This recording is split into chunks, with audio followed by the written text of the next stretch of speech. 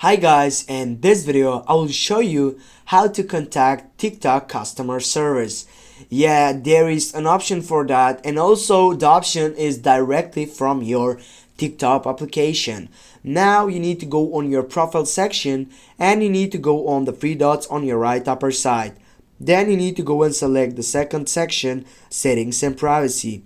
Right after that, you need to scroll down and you need to take a look for the support site for the first site which says report a problem. Click on report a problem. Then you'll need to wait for this main page. You need to go and click on your right upper side on that side circle. Click on that one.